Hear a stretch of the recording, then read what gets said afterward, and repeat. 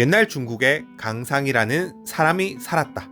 그는 나이가 70세가 되도록 열심히 공부하며 학식을 쌓아 재주가 뛰어났으나 그를 알아주는 사람이 없어 관직에 진출할 수 없었다.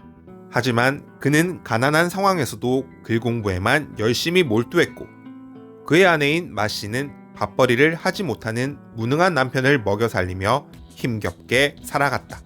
그러나 살림살이는 갈수록 점점 힘들어졌고 결국 아내 마 씨는 생활고를 견디다 못해 집을 나가 친정으로 돌아가 버렸다. 그러자 강상이 탄식하며 말했다. 조금만 더 참고 기다리면 될 것을. 이제 출세할 날이 멀지 않았거늘. 이렇게 떠나가다니 안타깝도다. 그 후 강상은 낚시를 하며 시간을 보냈는데 이상한 점은 그의 낚싯대에는 낚싯바늘이 없다는 것이었다. 그것은 그의 목적이 물고기를 낚는 것이 아니라 자신을 알아주는 사람을 만나서 그의 재주를 마음껏 펼칠 때를 기다리기 위함이었기 때문이다. 그렇게 그는 때를 기다리며 세월을 낚고 있었다. 한편 당시 인재를 찾고 있던 주문왕은 점쟁이로부터 이런 점괘를 들었다. 사냥을 나가면 풍성한 수확이 있을 것입니다. 그리고 이번 사냥에서 얻을 것은 용이나 이무기도 아니고 곰이나 호랑이도 아닌 전하를 보필할 지혜로운 사람입니다. 주문왕은 그의 말대로 사냥을 나갔고 거기서 낚시를 하고 있던 강상을 만나 천하의 정세에 대해 몇 가지 이야기를 나누었다. 주문왕은 단번에 그가 대단한 인재임을 알아보았고 그를 국사로 모신 후 극진히 대접했다.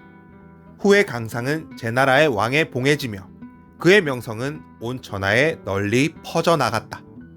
그러자 그가 크게 출세했다는 소식이 그의 아내였던 마 씨의 귀에까지 흘러 들어가게 되었다. 이 소식을 들은 마 씨는 앞으로는 고생할 일이 전혀 없을 거라고 생각했고 이에 강상을 찾아가서 자신을 다시 받아달라고 했다.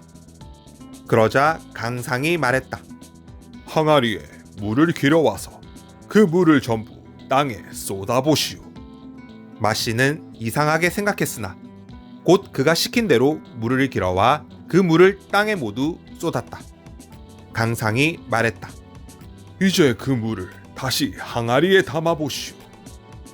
마 씨는 물을 담으려 했으나 물을 다시 담을 수 없었고 손에는 진흙만 잡힐 뿐이었다. 그것을 지켜보던 강상이 말했다.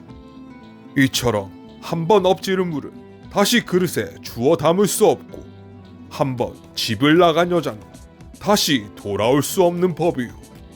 마 씨는 그의 말에 말문이 막혀 아무런 대꾸도 할 수 없었고 잠시 후 조용히 그 자리를 떠났다.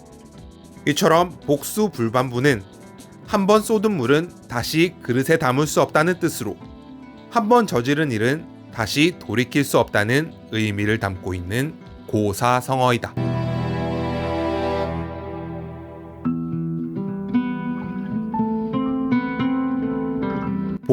복수불반분 어플복 물수 아니불 돌이킬 반 동의분 엎지른 물은 다시 그릇에 담을 수 없다.